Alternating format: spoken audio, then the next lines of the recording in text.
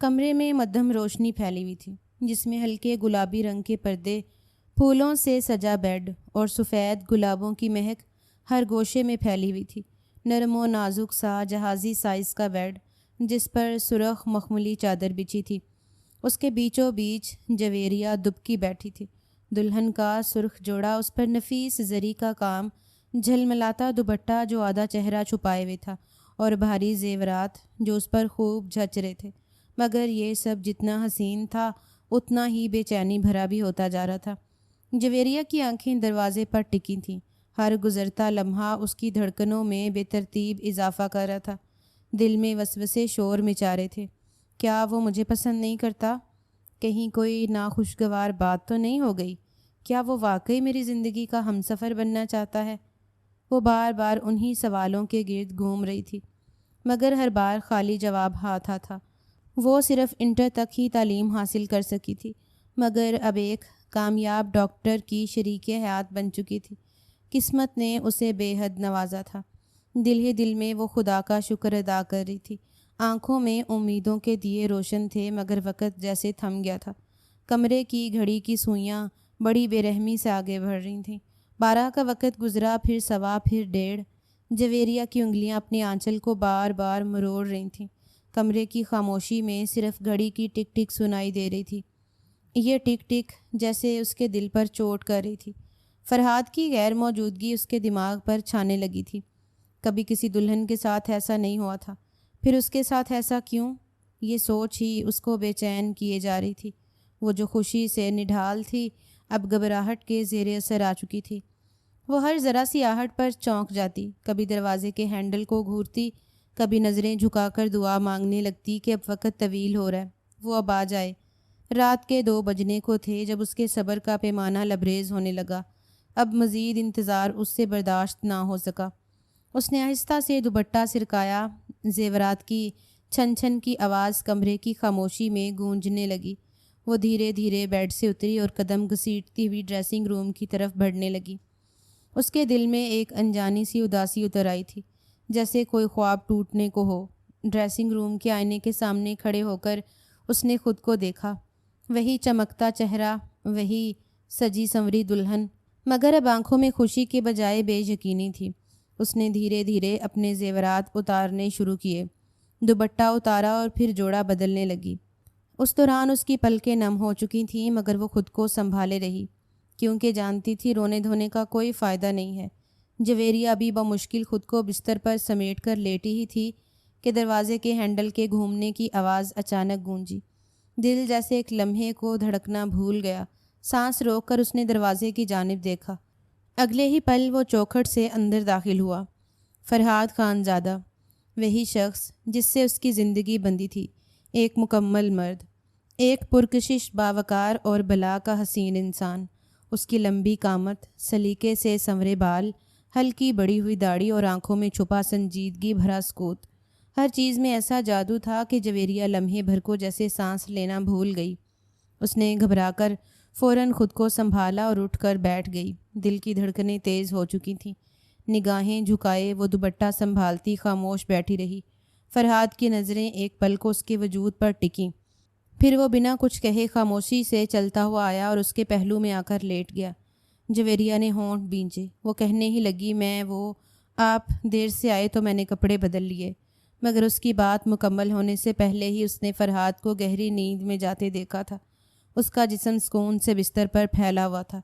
سانسوں کی مدھم روانی اس کے سکون کی گواہی دے رہی تھی۔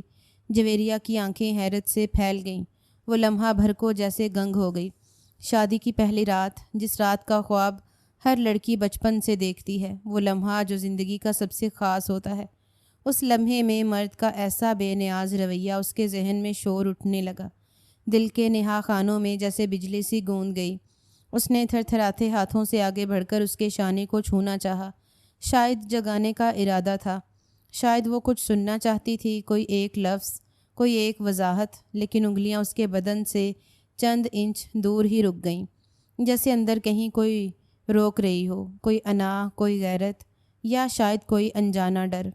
ہاتھ پیچھے کھینچتے ہی دل کی دیواریں بھیگ گئیں، پلکیں جھک گئیں اور آنکھوں کے کنارے خاموشی سے نم ہو گئے۔ فرحاد کا پرسکون چہرہ دیکھ کر اس کے دل میں ٹوٹن سی جاگی۔ کیا میں اتنی غیر اہم ہوں؟ اس نے دل ہی دل میں سوچا۔ وہ چپ چاپ تکیے سے ٹیک لگا کر بیٹھ گئی، مگر آنکھیں مسلسل اس پر جمی رہیں۔ سوتے ہوئے بھی وہ شاندار دکھائی دے رہا تھا، مگر جویریہ کے دل میں اب اس کی خوبصورتی نہیں، اس کی بے حسی چبھ رہی تھی۔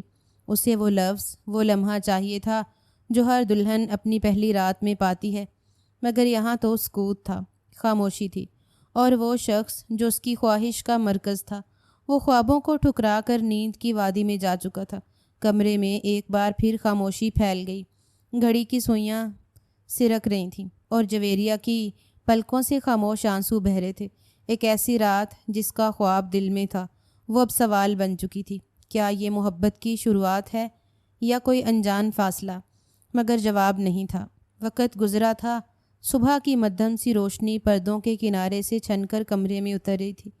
گھڑی کی سوئیاں 10 بجا رہی تھیں جب جویریہ کی پلکیں سست روی سے لرزیں اور آنکھیں کھل گئیں۔ کچھ لمحے اسے سمجھ ہی نہیں آیا کہ وہ کہاں ہے، کیا وقت ہے، اور ارد گرد کی خاموشی کیوں اتنی غیر مانوس لگ رہی ہے۔ اس نے آہستگی سے آنکھیں پھیلائیں، پلکوں کی نمی ابھی باقی تھی اور کمرے میں پھیلی تنہائی اس کے دل پر چھا گئی۔ نظر دائیں بائیں دوڑائی مگر بستر کا دوسرا کنارہ خالی تھا۔ فرحاد کہیں نظر نہیں آ رہا تھا۔ دل میں ایک انجانی خالی پن نے گھر کر لیا۔ رات کا واقعہ جیسے پوری شدت سے ذہن پر ضرب لگانے لگا۔ وہ لمحہ، وہ سرد مہری، وہ خاموشی، سب ایک بار پھر تازہ ہو گئے۔ وہ لب دبائے خاموشی سے سسکنے لگی، جیسے کوئی دبے دبے آنسو آنکھوں سے جھلکنے کی اجازت مانگ رہے ہوں۔ رونے کی آواز اتنی دھیمی تھی کہ کمرے کی خاموشی میں بھی ڈوبی ہوئی محسوس ہو رہی تھی۔ وہ اپنی قسمت پر سوال اٹھانے لگی تھی، اپنے مقام، اپنے رشتے کی اہمیت کو تولنے لگی تھی، مگر دل کے ترازو میں بس دکھ ہی بھاری لگ رہا تھا۔ تبھی کمرے کا دروازہ آہستگی سے کھلا۔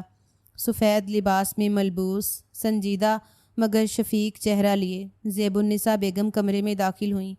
جویریہ گھبرا کر فوراً سیدھی ہو گئی، اپنے آنسو دامن سے چھپانے کی کوشش کی، دوپٹہ ٹھیک کیا اور آنکھیں جھکا لیں۔ دل جیسے دہلنے لگا کہ کہیں وہ کچھ جان نہ گئی ہو۔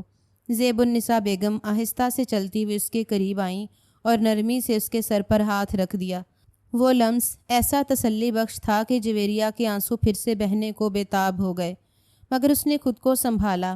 بیٹا، ان کی آواز میں بے پناہ شفقت تھی، میں جانتی ہوں تم پریشان ہو، لیکن لڑکیاں ہی گھر بساتی ہیں، مرد وہ تو باہر کے ہوتے ہیں، بے خبر بے پرواہ۔ عورتیں ہی چار دیواری میں رہ کر سب سنبھالتی ہیں، سب سہتی ہیں۔ وہ اس کے آنسو دیکھ چکی تھی۔ جویریہ کا سر جھکا رہا۔ دل چاہا کہ وہ سب کہہ دے، سب سن لے کوئی، مگر وہ صرف خاموشی سے ان کی باتیں سنتی رہی، جیسے یہ ہر لفظ اس کے وجود میں اتر رہا ہو۔ میں ماں ہوں فرحاد کی، اس کی کمزوریاں جانتی ہوں، وہ تھکاوٹ، الجھن یا شاید اپنے خیالات میں گم ہو، پر تم ہار مت ماننا۔ میں نے بھی ایک وقت میں بہت کچھ سہ کر یہ گھر بسایا تھا، تب جا کے آج یہ چھت ہمارے سروں پر ہے۔ تمہیں بھی ہمت کرنی ہوگی بیٹا۔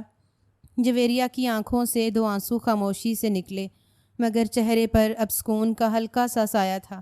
وہ سر ہلا کر ان کی باتوں پر اثبات میں خاموشی سے جواب دے رہی تھی، جیسے وہ ہر لفظ اپنے دل پر نقش کر رہی ہو۔ زیب النساء بیگم نے نرمی سے اس کا ہاتھ تھاما اور ہلکا سا دبایا۔ بیٹا، تم کمزور نہیں ہو، تم وہ ستون ہو جس پر یہ رشتہ کھڑا ہوگا۔ خود کو سنبھالو اور وقت کو موقع دو۔ جویریہ نے سر اٹھا کر پہلی بار آنکھوں میں آنکھیں ڈال کر انہیں دیکھا۔ ان کی آنکھوں میں ممتا کی گہری سچائی جھلک رہی تھی۔ اس نے لمحے میں فیصلہ کیا تھا، دل میں بدگمانی لانے کے بجائے وہ اپنے رشتے کو دوبارہ شروع کرے گی۔ جو ہو چکا ہے وہ اس بات کو سینے سے لگا کر نہیں بیٹھے گی۔ پورا دن معمول کے مطابق طے ہو گیا تھا۔ رات کے گہرے سناٹے میں کمرے کی روشنی مدھم سی جگمگا رہی تھی۔ نرم سا گلابی لباس جویریہ کے نازک وجود پر سترنگی خوابوں کی مانند کھل رہا تھا۔ آئینے کے سامنے کھڑی وہ خود کو پرکھ رہی تھی۔ میک اپ کی ہلکی تہ اس کے چہرے پر نرمی اور معصومیت کا عکس بن گئی تھی۔ وہ اپنی پلکوں کو جھکاتی، دوبارہ اٹھاتی، ہلکی سی مسکراہٹ کے ساتھ خود کو دیکھ رہی تھی، جیسے کسی اندرونی امید کو تسلی دے رہی ہو۔ دل ہی دل میں سوچ رہی تھی، شاید آج کچھ بدل جائے، شاید فرحاد آج اس سے بات کرے، ایک نظر محبت سے دیکھے، شاید وہ خاموشی جو رات سے اس کے گرد لپٹی ہے آج ختم ہو جائے۔ وہ اسی امید میں تھی کہ دروازہ چرچراتے ہوئے کھلا اور فرحاد کمرے میں داخل ہوا۔ جویریہ کے چہرے پر بے اختیار خوشی کی ایک لہر دوڑ گئی۔ وہ تیزی سے اس کی طرف بڑھی۔ آئیے آپ کا کوٹ۔ اس نے نرمی سے اس کے ہاتھ سے کوٹ لیا اور الماری کی طرف بڑھ گئی۔ پھر واپس آ کر تھوڑا جھجکتے ہوئے شکوہ کیا، آپ کو بالکل میرا خیال نہیں آتا۔ صبح سے اب کا وقت ہو گیا ہے اور آپ نے ایک بار بھی پوچھنا تک نہیں گوارا کیا کہ میں کیسی ہوں، کھانا بھی کھایا ہے یا نہیں۔ خیر چھوڑیے، دیکھیے میں کیسی لگ رہی ہوں۔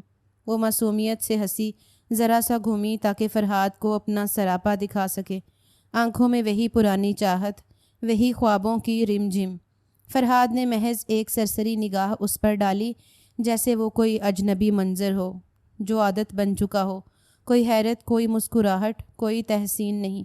وہ بنا کچھ کہے سیدھا واش روم کی طرف بڑھ گیا۔ دروازہ بند ہونے کی آواز جیسے جویریہ کے دل پر لگ گئی ہو۔ اس کے لبوں کی مسکراہٹ سمٹ گئی، ہاتھ آہستہ آہستہ نیچے گرنے لگے، آنکھوں میں الجھن، دل میں چپتی ہوئی اداسی۔ وہ وہیں کھڑی رہ گئی، وقت جیسے رک گیا ہو۔ آخر وہ ایسا کیوں کر رہا ہے؟ دل نے بے قراری سے سوال کیا۔ وہ لمحہ بھر کو بستر پر آ کر بیٹھ گئی، نظریں دروازے پر جم گئیں اور یادیں ایک ایک کر کے دل کے پردے پر چلنے لگیں۔ جب وہ رشتہ دیکھنے آیا تھا کتنی گرم جوشی تھی اس کی آنکھوں میں۔ ماں جی تو خوشی سے میرے ہاتھ تھامے بیٹھی تھیں۔ ہمارے فرحاد کو تو یہی لڑکی پسند آئی ہے، بس سادگی اور تہذیب ہو تو لڑکی دل میں اتر جاتی ہے۔ ان کے الفاظ آج بھی ذہن میں گونج رہے ہیں، اور آج شادی کے بعد سب کچھ بدل گیا۔ دل جیسے سمٹنے لگا، آنکھوں کی چمک مدھم ہو گئی، اندر ایک بے چینی سی پلنے لگی تھی۔ فرحاد کا رویہ، اس کی خاموشی، وہ سرد لہجہ، سب جویریہ کے خوابوں کو چٹکنے لگا تھا۔ وہ جو اس رشتے کو لے کر اتنے جذبے، اتنی خوشی سے آئی تھی، وہ آج خود کو غیر محسوس کر رہی تھی۔ کمرے میں پھر خاموشی چھا گئی، صرف شاور کے پانی کی آواز پس منظر میں سنائی دے رہی تھی، اور جویریہ کی خاموش آنکھیں آئینے میں اپنی عکاسی چہرے کو تک رہی تھیں، جیسے خود سے پوچھ رہی ہوں میری غلطی کیا ہے۔ لیکن غلطی صرف برے وقت کی تھی جس سے کوئی واقف نہیں تھا۔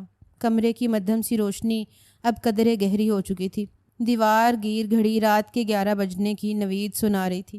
ماحول میں عجیب سی سرد مہری تھی، جیسے وقت بھی سانس روک کر کسی تلخ لمحے کے گزرنے کا انتظار کر رہا ہو۔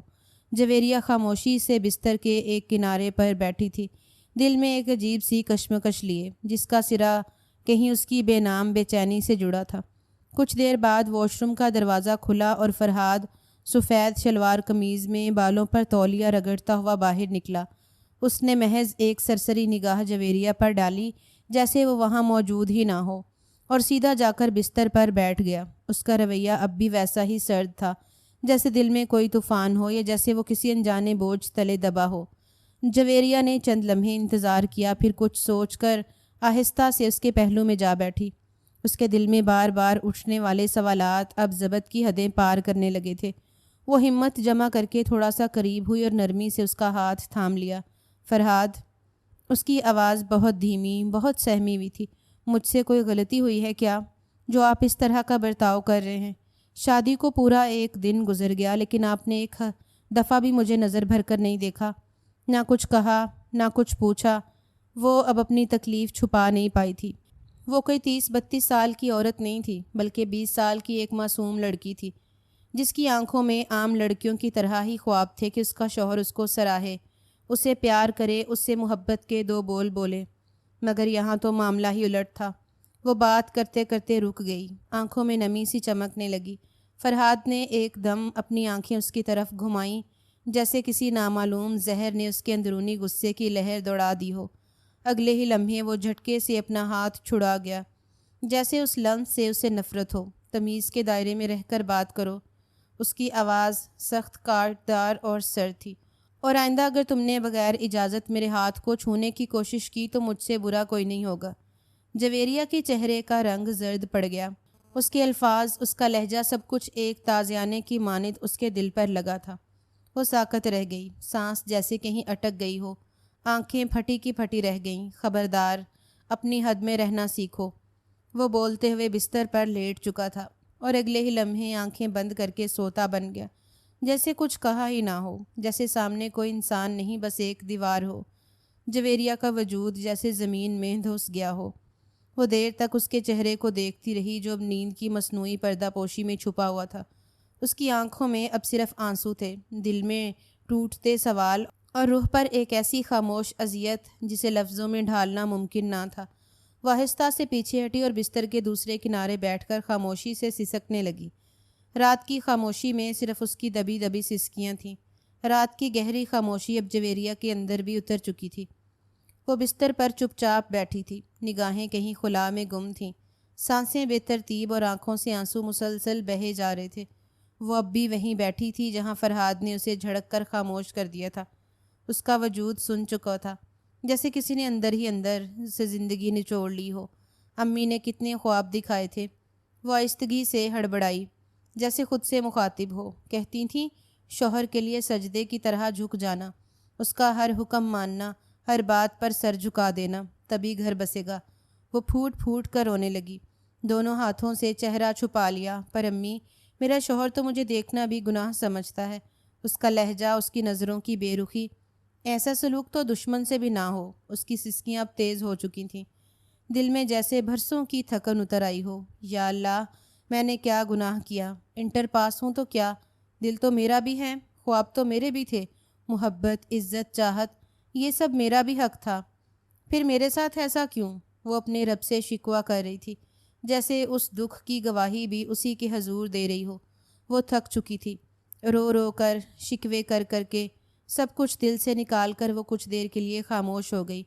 پھر اس نے آنکھیں صاف کیں، ہلکا سا پانی پیا اور ایک گہری سانس لے کر خاموشی سے بستر پر لیٹ گئی تھی۔ آنکھوں سے آنسو بہنا شروع ہو گئے تھے۔ روتے روتے وہ کب نیند میں گئی اسے کچھ پتہ ہی نہیں چلا تھا۔ اگلی صبح کا سورج پوری آب و تاب سے روشن ہوا تھا۔ صبح تو جیسے ایک خواب کی طرح آئی تھی۔ آنکھیں کھلیں تو فرہاد کا وجود کہیں نہیں تھا، بستر خالی، کمرہ ویران۔ وہ پریشان ہو کر نیچے آئی تھی جب مہرالنساء بیگم نے استفسار کیا۔ زیب النساء بیگم نے نرمی سے کہا تھا، فرہاد تو صبح سویرے ہی نکل گیا، اسے ہسپتال کے کام ہوتے ہیں، تم اپنا خیال رکھا کرو۔ اس نے محض گردن ہی ہلائی تھی مگر دل میں سوالات نے سر اٹھا لیا تھا۔ کہاں جاتا ہے اتنی صبح؟ کس کام میں اتنا مصروف ہے کہ بیوی سے بات کرنے کا وقت بھی نہیں ہے؟ اور اتنی بے رخی، یہ بات اسے بالکل سکون لینے نہیں دے رہی تھی۔ وہ بھی ایک عام زندگی گزارنا چاہتی تھی مگر اب اسے کچھ بھی ٹھیک ہوتا محسوس نہیں ہو رہا تھا۔ پورا دن معمول کے مطابق طے ہو چکا تھا مگر اس دوران وہ چند فیصلے لے چکی تھی۔ اپنا گھر وہ اس طرح برباد ہوتا ہوا نہیں دیکھ سکتی تھی۔ اس نے خود سے عہد کیا تھا جیسے کسی جنگ میں جانے سے پہلے سپاہی ہتھیار باندھتا ہے۔ امی نے کہا تھا نا، لڑکیاں ہی گھر بساتی ہیں، تو پھر میں کوشش کروں گی، برداشت بھی کروں گی، مگر میں یہ جان کر رہوں گی کہ آخر میرے ساتھ ایسا سلوک کیوں ہو رہا ہے۔ وہ اٹھ کر آہستہ سے آئینے کے سامنے آ کر کھڑی ہوئی، آنکھوں میں تھکی تھکی نمی مگر چہرے پر اب فیصلہ چمک رہا تھا۔ کل میں خاموش نہیں بیٹھوں گی۔ اور وہ اس بات سے بالکل ہی لا علم تھی کہ اس کا یہ فیصلہ اس کے لیے کتنی بڑی آزمائش بننے والا ہے۔ رات بھی اس نے ایسے ہی لا علمی کا اظہار کیا تھا مگر وہ کچھ نہیں بولی تھی۔ کمرے کی کھڑکی سے سورج کی سنہری کرنیں قالین پر دھیرے دھیرے پھیل رہی تھیں۔ دیوار گیر گھڑی نے 9 بجنے کی اطلاع دی تو جویریہ کی سماعت میں ہلکی سی چمک پیدا ہوئی۔ وہ لحاف میں منہ چھپائے لیٹی تھی مگر آنکھیں پوری طرح کھلی تھیں۔ اس نے ایک جھلک فرہاد کو دیکھا جو تیار ہو چکا تھا، صاف ستھرا کوٹ، سلیقے سے سجے بال، خوشبو سے مہکتا وجود۔ وہ آئینے کے سامنے کھڑا اپنے بالوں کو حتمی شکل دے رہا تھا، پھر گھڑی پہ نظر ڈالی اور بغیر کسی نظر ڈالے یا لفظ کہے دروازے کی طرف بڑھ گیا۔ جویریہ کی دھڑکن تیز ہونے لگی۔ اس نے اپنی سانسیں قابو میں رکھ کر خود کو سوتی ہوئی ظاہر کیا۔ دروازہ کھلا پھر آہستگی سے بند ہوا۔ وہ جا چکا تھا۔ اگلے ہی لمحے وہ لحاف ایک جھٹکے سے پرے پھینکتی تیزی سے چادر اٹھا کر دروازے کی طرف دوڑی۔ اس کے پیروں میں چپل نہیں تھی، گھر کی عام چپل اس نے دروازے کے قریب سے پہنی تھی۔ ہاتھ سے دوپٹہ سنبھالتی وہ سیڑھیاں پھلانگتی نیچے آئی۔ گیٹ کے پار وہ دور جاتی فرہاد کی گاڑی کو دیکھ سکتی تھی جو سڑک پر مڑ رہی تھی۔ اس نے بنا وقت ضائع کیے باہر کی طرف لپک کر قریب آتے ایک رکشے کو ہاتھ دیا۔ رکشہ فوراً رک گیا۔ بھائی، اس گاڑی کے پیچھے چلیے، ابھی مڑی ہے سیاہ رنگ کی کار، فوراً۔ اس کی آواز میں جلدی اور ایک انجانی کپکپاہٹ تھی۔ ڈرائیور نے کچھ پوچھے بغیر رکشہ گھمایا اور وہ کار کے پیچھے چل دیے۔ جویریہ نے جلدی سے چادر اچھی طرح لپیٹی اور سانسیں درست کرنے لگی۔ دل تیزی سے دھڑک رہا تھا، جیسے کوئی بڑا قدم اٹھا لیا ہو۔ سڑک پر فرحاد کی گاڑی بہت مہذب رفتار سے جا رہی تھی۔ جویریہ کی نظریں گاڑی پر جمی تھیں، جیسے وہ اس کے پیچھے اس کے رازوں کو تلاش کرنے نکلی ہو۔ وہ دل میں سوچ رہی تھی، آج میں جان کر رہوں گی کہ اس کے رویے کے پیچھے کیا راز ہے، کہاں جاتا ہے، کس سے ملتا ہے، کیوں مجھ سے ایسے اجنبی سا سلوک کرتا ہے، وجہ آخر ہے کیا؟ رکشے سے باہر جھانکتے ہوئے اس کی نظروں میں اب خوف نہیں تھا، صرف تجسس اور ایک عجیب سا حوصلہ تھا۔ گلیاں، سڑکیں، دکانیں پیچھے رہتی جا رہی تھیں اور سامنے فرحاد کی گاڑی تھی، جیسے وہ اس کے دل تک پہنچنے کی آخری کوشش کر رہی ہو۔ میں کمزور نہیں ہوں، اس نے دل میں کہا، جو میرے نصیب میں ہے اسے سمجھنا اور سنوارنا بھی میرا ہی فرض ہے۔ رکشہ بھی آہستہ ہو چکا تھا۔ مختصر مسافت کے بعد کلینک کے سامنے گاڑی ایک جھٹکے سے رکی اور فرحاد تیزی سے دروازہ کھول کر نیچے اترا۔ جویریہ نے اپنے رکشے والے کو کرایہ دیا، ایک نظر اس شیشے کے دروازے پر ڈالی جس کے اوپر خانزادہ کلینک کی نیم روشن تختی لٹک رہی تھی، اور پھر گہرا سانس بھر کر آگے بڑھی۔ گیٹ پر کھڑے گارڈ نے اسے سر سے پیر تک دیکھا مگر چپ چاپ دروازہ کھول دیا۔ شاید اس کی آنکھوں میں چھپی وقار، لباس کی نفاست اور انداز کی شائستگی ہی کافی تھی یہ بتانے کے لیے کہ وہ کسی معمولی گھر کی بیٹی نہیں۔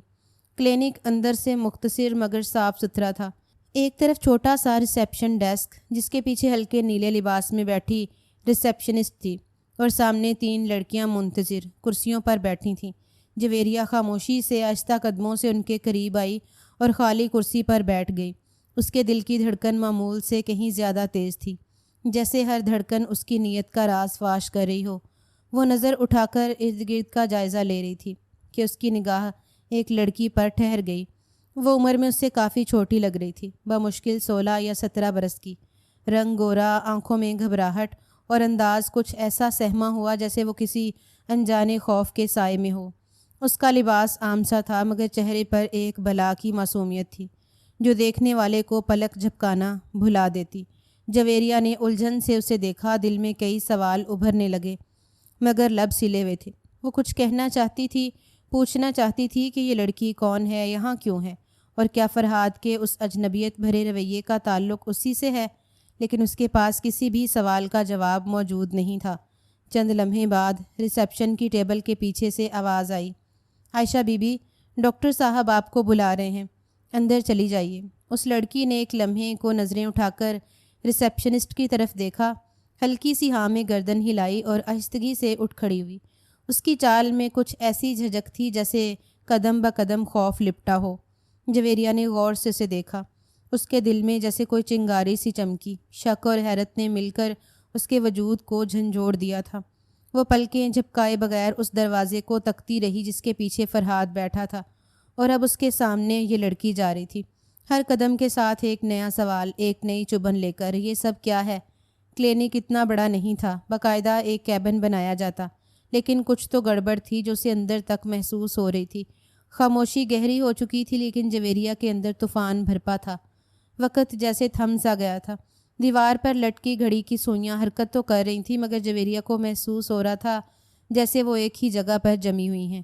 وہ بار بار دروازے کی طرف دیکھتی، پھر اس کرسی کی طرف جہاں وہ لڑکی بیٹھی تھی، اور اب کئی منٹوں سے اندر جا چکی تھی۔ اس کے دل کی دھڑکن مسلسل بڑھتی جا رہی تھی، وہ لمحہ بلمحہ بے چین ہو رہی تھی۔ آخر وہ لڑکی اتنی دیر سے اندر کیا کر رہی ہے؟ یہ سوال اس کے دماغ میں ہتھوڑے کی طرح بجنے لگا۔ مزید برداشت سے باہر ہو کر وہ دھیمے قدموں سے ریسیپشن کی طرف بڑھی۔ وہاں موجود لڑکی نے نظر اٹھا کر اسے دیکھا تو جویریہ نے نرمی مگر بے چینی سے پوچھا، وہ لڑکی ابھی تک باہر کیوں نہیں آئی؟ اس کی بات سن کر ریسیپشنسٹ کا چہرہ ایک لمحے کے لیے سن سا ہو گیا۔ اس کی آنکھوں میں ایک عجیب سی چمک اور گھبراہٹ ابھری۔ وہ سیدھی ہو کر بیٹھ گئی، پھر قدرے سخت لہجے میں بولی، آپ کو اس سے کیا مطلب؟ آپ یہ سوال کیوں کر رہی ہیں؟ جویریہ کا چہرہ ایک لمحے کو شرمندگی میں جھک گیا مگر وہ فوراً سنبھل گئی۔ نہیں، میرا مطلب ہے کافی دیر ہو گئی، ہمارا نمبر کب آئے گا؟ ریسیپشنسٹ کی نظریں اس پر مرکوز ہو گئیں، پھر جیسے کچھ یاد آیا ہو وہ ٹھہرے ہوئے لہجے میں بولی، آپ کا نام کیا ہے؟ چند لمحے وہ خاموش رہی تھی اور پھر سر جھکا کر بولی، میرا نام جویریہ ہے۔ ریسیپشنسٹ نے سر کو ہلکی سی جنبش دی اور کمپیوٹر پر انگلیاں چلائیں تھیں اور چند لمحے بعد اس کو دیکھتے ہوئے بولی تھی، لیکن میڈم آپ کی تو کوئی اپائنٹمنٹ بھی نہیں ہے، آپ کا نام لسٹ میں نہیں ہے، آپ تو جا بھی نہیں سکتی۔ جویریہ چند لمحے خاموش کھڑی رہی، دل میں سوالوں کا طوفان بھرپا تھا۔ وہ اپنے اندر کی بے قراری کو چھپانے کی کوشش کر رہی تھی، مگر آنکھوں کی بے چینی چھپی نہ رہ سکی۔ پھر بھی وہ آہستہ سے بولی، وہ اندر کیا کر رہی ہے؟ اتنا وقت کیوں لگ رہا ہے؟ اس کی آواز میں شک کی آمیزش تھی، آنکھوں میں اضطراب اور لہجے میں ہلکی سی کپکپاہٹ۔ ریسیپشنسٹ نے اب قدرے سختی سے اسے دیکھا۔ میڈم پلیز، آپ یہاں اس طرح سوال نہیں کر سکتی۔ اگر آپ کا کوئی اپائنٹمنٹ نہیں تو مہربانی کر کے باہر چلی جائیے۔ یہ کہہ کر وہ نظریں پھیر کر اپنے کمپیوٹر کی اسکرین میں مصروف ہو گئی، جیسے بات ختم ہو چکی ہو۔ چند لمحے وہ وہیں کھڑی رہی تھی اور پھر وہ دروازے سے باہر نکلی۔ قدم بھاری ہو چکے تھے، دل میں سوال تھے، بے یقینی تھی اور ایک گہرا خدشہ جس نے اس کے وجود کو جھکڑ لیا تھا۔ وہ لڑکی، وہ خاموشی، وہ وقت اور فرحاد، سب کچھ ایک الجھی ہوئی کہانی میں بدلتا جا رہا تھا۔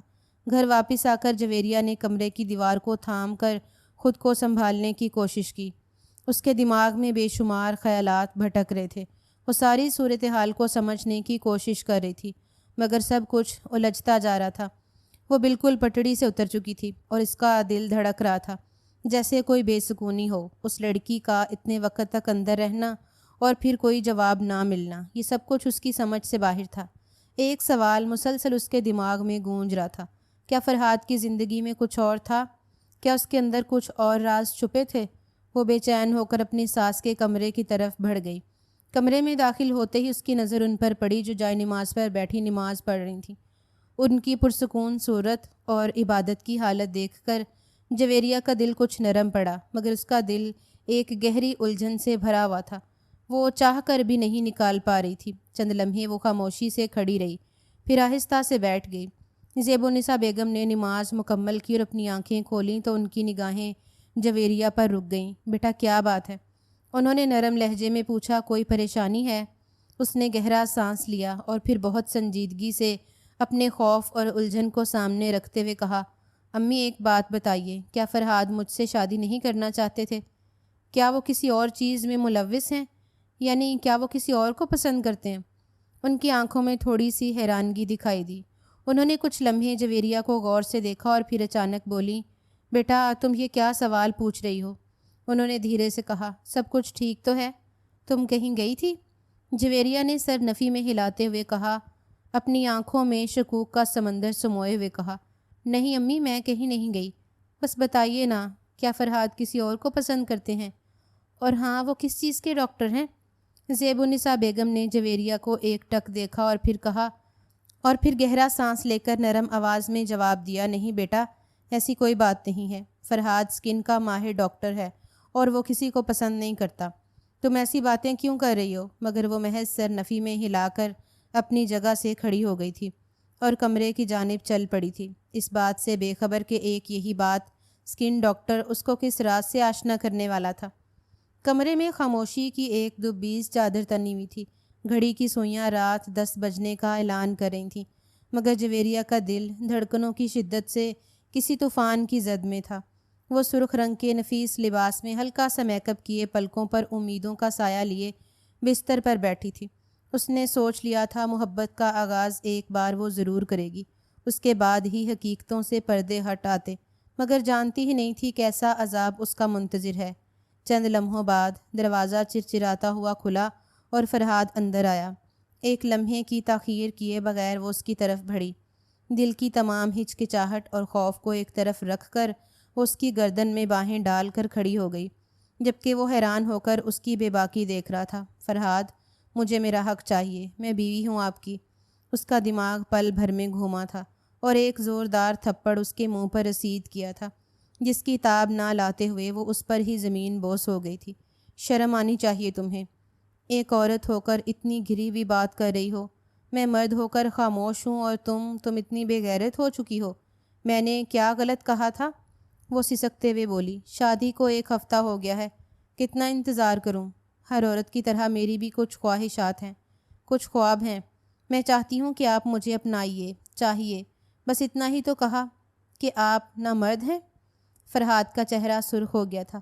اس بات کی توقع اسے بالکل نہیں تھی۔ وہ قریب آیا اور جھک کر اس کی طرف اشارہ کرتے ہوئے غصے سے دھاڑا، کیا تم میرے کردار پر شک کر رہی ہو؟ دماغ درست ہے تمہارا؟ اپنی اوقات میں رہو ورنہ ابھی کے ابھی طلاق دے دوں گا، پھر تمہیں علم ہو جائے گا کہ میں مرد ہوں یا نہ مرد۔ وہ بول کر ٹھہرا نہیں تھا بلکہ لمبے لمبے ڈگ بھرتا ہوا کمرے سے ہی چلا گیا تھا۔ وہ لال لباس اب رنگ سے زیادہ اذیت کی علامت بن چکا تھا۔ دل میں ایک سوال گونج رہا تھا، کیا بیوی ہونا واقعی جرم ہے؟ لیکن اس سوال کا جواب اس کے پاس نہیں تھا۔ 2 روز اس نے خاموشی سے گزارے تھے اور پھر اپنی ماں کی طرف چلی گئی تھی۔ سورج ابھی پوری طرح نکلا بھی نہ تھا، سڑکیں نیند سنسان تھیں، موسم میں ہلکی خنکی باقی تھی، مگر جویریہ کے اندر ایک طوفان بھرپا تھا۔ وہ ماں کے گھر سے صبح ٹھیک 8 بجے نکلی تھی، چہرے پر عزم، آنکھوں میں سوال اور قدموں میں فیصلہ منڈلا رہا تھا۔ اس تھپڑ کو وہ نہیں بھول سکتی تھی جو محض 1 ہفتے بعد اس کے چہرے پر رسید کیا گیا تھا۔ آج وہ ہر حال میں سچ جاننا چاہتی تھی۔ اس کا رخ سیدھا اسی کلینک کی طرف تھا جہاں وہ پچھلے ہفتے ایک الجھن لیے واپس آئی تھی۔ نہ جانے کیوں اسے ہر کڑی وہیں سے جڑتی ہوئی محسوس ہو رہی تھی۔ کلینک پہنچی لیکن تالا لگا ہوا تھا۔ وہ ایک کونے میں کھڑی ہو گئی۔ وقت جیسے سست روی سے چل رہا تھا، ہر گزرتا لمحہ اسے مزید بے چین کر رہا تھا۔ تقریباً آدھے گھنٹے بعد دوبارہ سے ایک نسوانی وجود نمودار ہوا، وہی ریسیپشن پر بیٹھی لڑکی جس کے ہاتھ میں چابیاں تھیں۔ جیسے ہی وہ کلینک کے دروازے کے قریب پہنچی، جویریہ تیزی سے اس کی طرف بڑھی۔ ریسیپشنسٹ نے اسے اجنبی نگاہوں سے دیکھا، جیسے پہچاننے کی کوشش کر رہی ہو۔ جی، میں آپ کی کیا مدد کر سکتی ہوں؟ وہ رسمی انداز میں بولی۔ جویریہ نے ایک پل کو اس کی آنکھوں میں جھانکا، پھر لب کھولے۔ میں مسز فرحاد ہوں، آپ کے باس کی بیوی۔ ریسیپشنسٹ کے چہرے کا رنگ ایک پل کو بدلا۔ وہ چونکی اور پھر قدرے سنبھل کر بولی، اوہ جی میم، فرمائیے، میں کیا کر سکتی ہوں آپ کے لیے؟ جویریہ نے قدم آگے بڑھاتے ہوئے سنجیدہ لہجے میں کہا، مجھے آپ سے کچھ ضروری بات کرنی ہے، تفصیلی بات، اور اگر آپ کو اپنی نوکری عزیز ہے تو بہتر ہے کہ میری ہر بات کا جواب سچائی سے دیں۔ اگر آپ نے کچھ بھی چھپایا یا انکار کیا تو یاد رکھنا یہ آپ کی نوکری کا آخری دن ہوگا۔ ریسیپشنسٹ نے ہچکچاتے ہوئے کلینک کا دروازہ کھولا، کنجی کو گھمایا، تالا کلک کی آواز سے کھلا۔ اس کے ہاتھ کانپ رہے تھے اور پیشانی پر ہلکی سی پسینے کی تہ چمک رہی تھی۔ آئیے میم، اندر چلتے ہیں۔ اس نے سر ہلایا اور کلینک کے اندر کی طرف قدم بڑھائے۔ جویریہ اس کے پیچھے پیچھے چل دی۔ اندر وہی خاموش سا ماحول تھا، چھوٹا سا ریسیپشن ایریا، دیوار پر لگے فریم اور کیبن کی طرف جاتا ہوا دروازہ۔ ہر شے اپنی جگہ موجود تھی، مگر جویریہ کی نگاہوں میں فقط سچ کی تلاش تھی۔ ریسیپشنسٹ نے ایک طرف بیٹھنے کا اشارہ کیا اور خود بھی بیٹھ گئی، مگر بے چینی اس کے چہرے سے عیاں تھی۔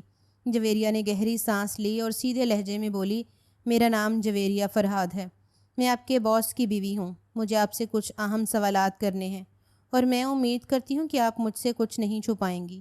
وہ ایک بار پھر تمہید باندھ کر بولی تھی۔ ریسیپشنسٹ نے گھبرا کر اسے دیکھا، پلکیں چند لمحے لرزیں، پھر دھیرے سے بولی، میڈم، میری ذات سے جتنا ہو سکے گا میں آپ کے ساتھ تعاون کروں گی، آپ پوچھئے کیا بات ہے؟ جویریہ نے گہری سانس لی، نظریں ریسیپشنسٹ کی آنکھوں میں گاڑتے ہوئے پوچھا، آپ کے ڈاکٹر صاحب یعنی میرے شوہر عورتوں کا چیک اپ کیوں کرتے ہیں، اور وہ بھی اتنی دیر لگا کر؟ آخر اس سب کے پیچھے کیا راز ہے؟ ایک لمحے کو ریسیپشنسٹ کا چہرہ پھیکا پڑ گیا۔ وہ کچھ کہنے ہی والی تھی مگر رک گئی، پھر نگاہیں جھکاتے ہوئے بولی، میڈم، آپ کو کچھ نہیں بتا سکتی، یہ میرے لیے مشکل کھڑی کر دے گا، سر بہت سخت ہیں۔ جویریہ کا لہجہ ایک دم سرد اور تلخ ہو گیا۔ اگر آپ نے مجھے کچھ نہیں بتایا تو زیادہ بڑی مشکل کھڑی ہو جائے گی۔ اگر آپ چاہتی ہیں کہ یہاں آپ کی نوکری لگی رہے تو خدا کے لیے میرے ساتھ تعاون کریے، ورنہ آپ جانتی ہیں نا میں کیا کر سکتی ہوں۔ ریسیپشنسٹ کی سانسیں اکھڑنے لگیں، وہ نظریں چراتے ہوئے تھوڑا سا پیچھے ہو کر بیٹھ گئی، چہرے پر کشمکش کے آثار تھے۔ میڈم، سر بہت پرائیویٹ آدمی ہیں، اگر انہیں ذرا بھی شک ہوا کہ میں نے کچھ بتایا ہے تو وہ مجھے فوراً نکال دیں گے۔ جویریہ کا لہجہ ایک دم نرم ہو گیا، آنکھیں بھر آئیں۔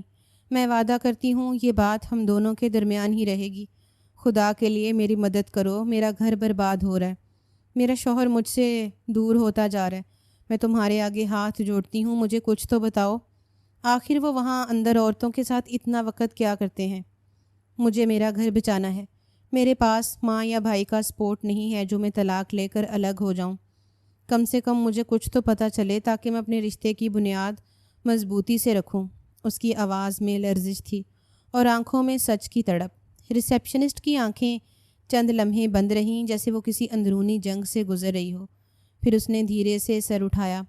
آپ وعدہ کریں کہ یہ بات واقعی ہم دونوں کے درمیان رہے گی، نہ آپ سر کو بتائیں گی نہ کسی اور کو؟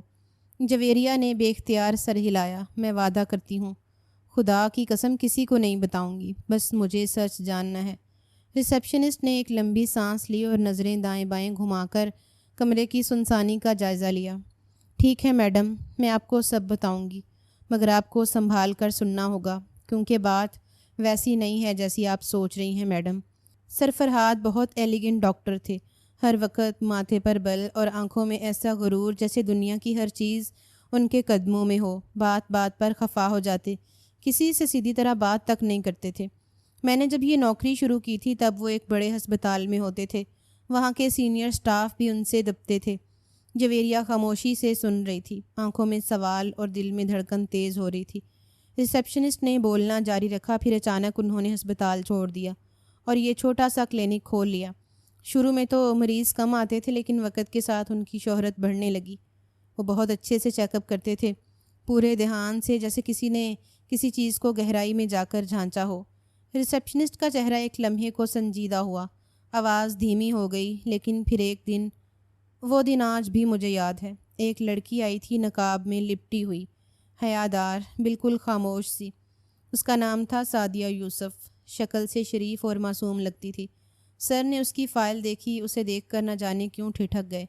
وہ کوئی عام مریضہ نہیں لگ رہی تھی، ان کے لیے اسے کڈنی کے درد کی شکایت تھی، مگر ان کی فائل دیکھ کر صاف لگ رہا تھا کہ فی الحال الٹرا ساؤنڈ کی ضرورت نہیں تھی۔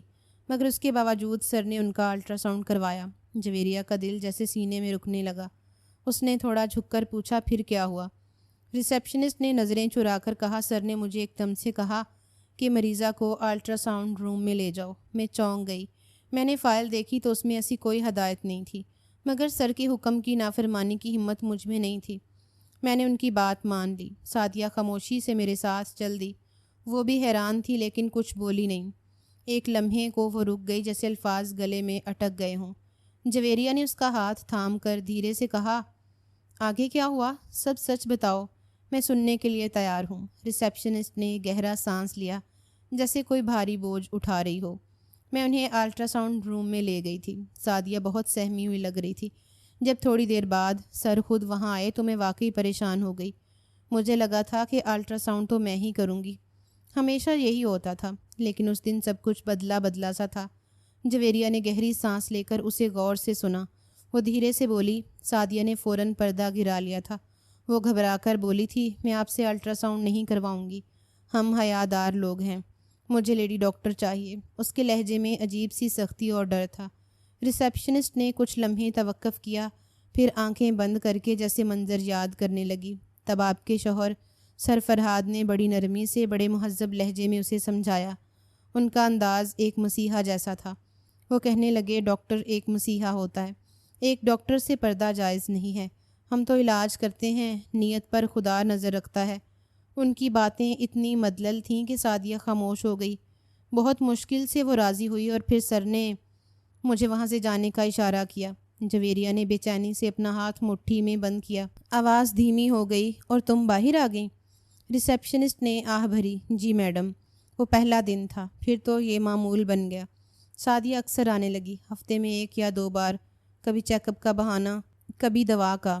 وہ آتی، سیدھی اندر جاتی، گھنٹوں بیٹھتی، میں اور باقی سٹاف حیران ہوتے تھے، مگر سر کے آگے کوئی بولنے کی جرت نہیں کرتا تھا۔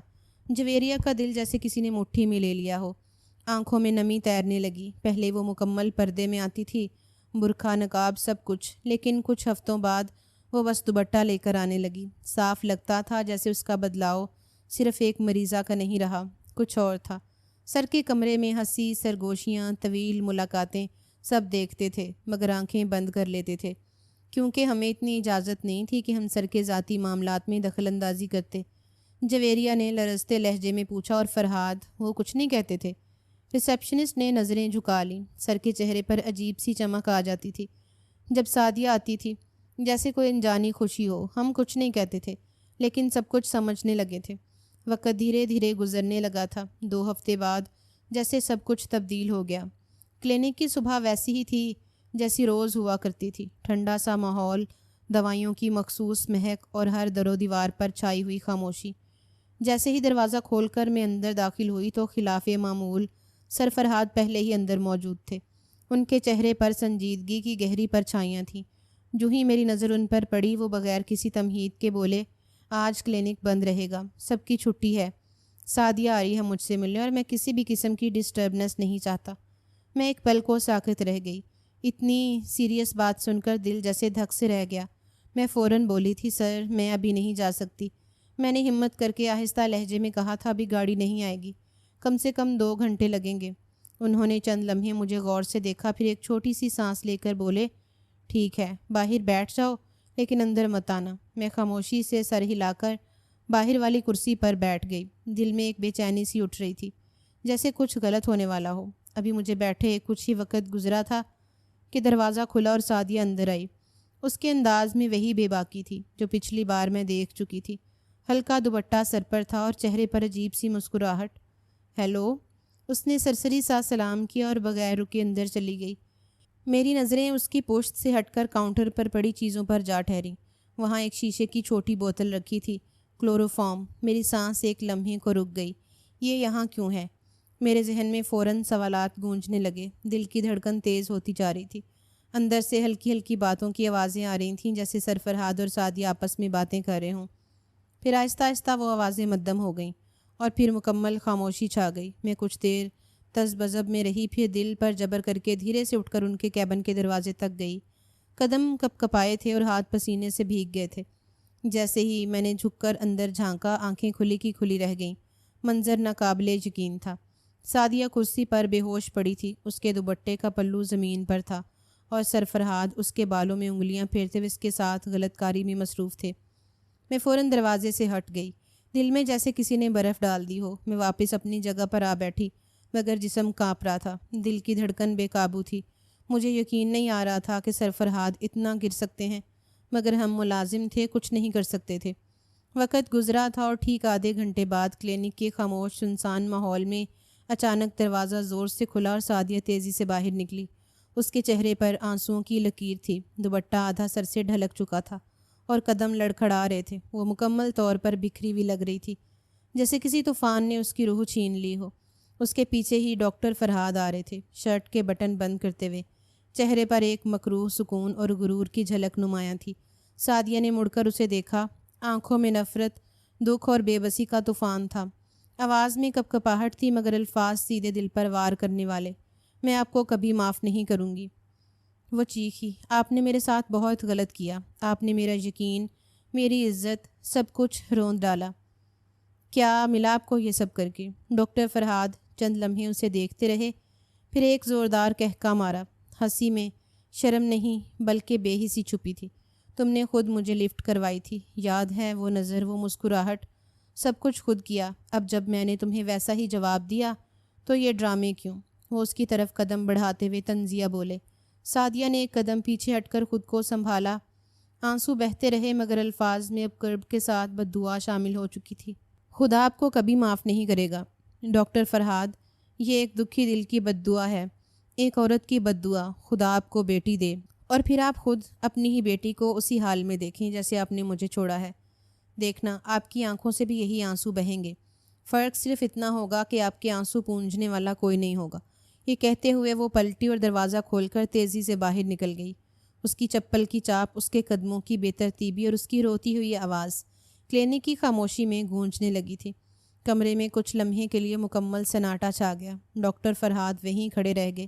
ان کی آنکھوں سے ہنسی غائب ہو چکی تھی، چہرہ ایک لمحے کو سخت اور سنجیدہ ہو گیا، جیسے سعدیہ کے الفاظ دل کے کسی کونے میں جا کر ٹھہر گئے۔ مگر اگلے ہی لمحے کلینک کی خاموش فضا کو ایک دم ابھرتی چیخو پکار نے چیر ڈالا۔ باہر سے کسی کے شور مچانے، گاڑی کے بریک لگنے اور پھر ایک دردناک چیخ کی آواز گونجی۔ میں اور ڈاکٹر فرہاد دونوں بے اختیار دوڑتے ہوئے باہر نکلے۔ سامنے سڑک پر بھیڑ جمع ہو چکی تھی اور زمین پر خون میں لت پت جسم پڑا تھا۔ وہ سعدیہ تھی، کسی تیز رفتار گاڑی نے کچل دیا تھا اور اب وہ بے جان پڑی تھی، وہ اسی پل مر گئی تھی۔ ایکسیڈنٹ اتفاقیہ ہوا تھا یا پھر وہ خود گاڑی کے آگے آئی تھی، آج تک اس بات کا راز کھلا نہیں، مگر میں نے اس پر ڈاکٹر فرہاد کو پتھر ہوتے دیکھا تھا۔ وہ دیوانہ وار سعدیہ کی طرف بھاگے تھے، لیکن سب کچھ بیکار گیا تھا۔ وہ اسی پل مر گئی تھی اور اپنے ساتھ ساتھ ڈاکٹر فرہاد کی ساری خوشیاں لے گئی تھی۔ میں بھی سکتے میں آ گئی تھی۔ لوگوں نے بتایا کہ وہ سڑک عبور کر رہی تھی جب گاڑی نے ٹکر مار دی۔ وہ موقع پر ہی دم توڑ چکی تھی، اور میم یہ الفاظ گویا خنجر تھے جو مجھے بھی اپنے دل میں پیوست ہوتے ہوئے محسوس ہوئے تھے۔ مجھے یقین نہیں آ رہا کہ جس لڑکی کو میں روز دیکھتی تھی وہ مر چکی ہے۔ نہ جانے کیوں ایک انجانا سا درد مجھے بھی ہوا تھا۔ اس کی تمام باتیں سن کر جویریہ بھی ساختہ اپنی جگہ سے کھڑی ہو گئی تھی، جیسے کسی نے اس کے جسم میں بجلی بھر دی ہو۔ چہرہ بے یقینی اور الجھن سے بھرا ہوا تھا، مگر وہ مزید بولی تھی، اس دن کے بعد میں نے سر فرہاد کو بدلتے دیکھا۔ وہ نہیں رہے جو پہلے تھے۔ ان کی آنکھوں میں ایک مستقل شرمندگی، ایک ندامت چھپی ہوئی ہے۔ وہ عورتوں کا علاج اب مفت کرتے ہیں۔ جو پیسے آتے ہیں وہ صرف ہسپتال کی ڈیوٹی سے ہوتے ہیں۔ کلینک صرف خدمت کے لیے ہے۔ اس نے گہری سانس لی اور تھوڑا اور قریب ہو کر بولی، خدا نے ان کے ہاتھ میں اب ایسی شفا رکھ دی ہے کہ دور دراز سے مریض آتے ہیں اور وہ کسی کو خالی ہاتھ نہیں لوٹاتے۔ شاید سعدیہ کی بد دعا ہی تھی، شاید یہ ان کا کفارہ ہے، مگر اب وہ پہلے جیسے نہیں رہے۔ جویریہ کی آنکھوں میں ایک عجیب سا احساس ابھرا۔ شاید وہ اندر ہی اندر الجھ رہی تھی۔ وہ مزید بولی، ہو سکتا ہے کہ وہ آپ سے دوری اختیار کر رہے ہوں۔ وہ جو آپ سے کتراتے ہیں وہ دراصل اس ڈر میں ہوں کہ اگر انہیں بیٹی ہوئی تو کہیں وہ بھی وہی سب نہ دیکھے جو سعدیہ نے دیکھا۔ شاید وہ خود کو سزا دے رہے ہیں۔ جویریہ کی آنکھوں میں نمی تیرنے لگی تھی، اس کے ہونٹ لرز رہے تھے، اور وہ بغیر کچھ کہے پلٹی، پرس اٹھایا اور تیز قدموں سے باہر نکل گئی۔ دروازے پر پہنچتے ہی اس نے ایک بار مڑ کر کلینک کی طرف دیکھا، ایک گہری خاموش نظر، پھر وہ سیدھا اپنے گھر کی طرف روانہ ہو گئی، دل میں شاید ایک طوفان لیے، یا شاید کچھ سمجھنے کی کوشش میں۔ اور ریسیپشنسٹ وہیں دروازے پر کھڑی دیر تک اس کی پشت کو دیکھتی رہی کہ شاید اب کچھ بدلے گا، مگر دل میں کہیں نہ کہیں ایک ڈر بھی تھا کہ اگر سر کو پتہ چل گیا تو اس کی نوکری چلی جائے گی، جو وہ افورڈ نہیں کر سکتی تھی۔ رات کا سناٹا فرہاد کے کمرے میں پھیلا ہوا تھا، اور چاند کی مدھم روشنی دروازے سے ٹکرا کر کمرے میں پھیل رہی تھی۔ فرہاد دروازہ کھول کر اندر آیا۔ اس کی نظریں بے حد تھکی ہوئیں اور دل میں ایک خاص قسم کا دکھ چھپا ہوا تھا۔ وہ جیسے ہی اندر آیا، نظر اس کی جویریہ پر پڑی جو بستر پر بیٹھی ہوئی تھی اور کافی اضطراب میں مبتلا نظر آ رہی تھی۔ فرہاد نے معمول کے مطابق نظر انداز کرتے ہوئے واش روم جانے کا ارادہ کیا، مگر اس سے پہلے جویریہ تیز قدموں سے اس کے سامنے آ گئی۔ اس کا چہرہ سنجیدہ تھا۔ فرہاد نے بیزاری سے سر جھٹکا جب اچانک وہ نہایت سنجیدگی سے بولی تھی، سعدیہ کون ہے؟ اس کا لہجہ نہایت سنجیدہ تھا۔ وہ لمحے بھر کو تھم گیا۔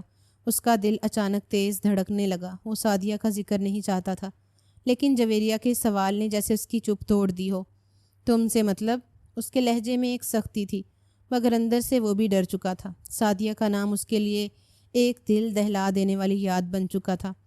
وہ اب اس بات کا سامنا نہیں کرنا چاہتا تھا۔ وہ واش روم جانا چاہتا تھا، لیکن اس سے پہلے ہی جویریہ نے اس کا راستہ روک لیا اور بنا کچھ بھی کہے اس کا ہاتھ تھامتے ہوئے اسے بستر پر بٹھا لیا تھا۔ ایک لمحے کے لیے اندر سے بھی خوفزدہ ہوئی تھی وہ، کہیں وہ ایک بار پھر اس کو نہ جھٹک دے، مگر شاید اب وہ خود اپنی حالت سے بیزار ہو گیا تھا۔ اس کو بستر پر بٹھانے کے بعد وہ خود اس کے برابر میں بیٹھ گئی۔ آنکھوں میں ایک نرمیت تھی، جیسے وہ فرہاد کے دل کی حالت کو سمجھ رہی ہو۔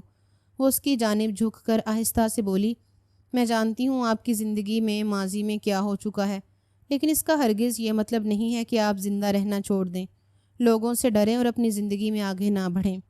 فرہاد نے اپنی نظریں جھکائیں جیسے وہ ان الفاظ کا بوجھ برداشت نہیں کر پا رہا ہو۔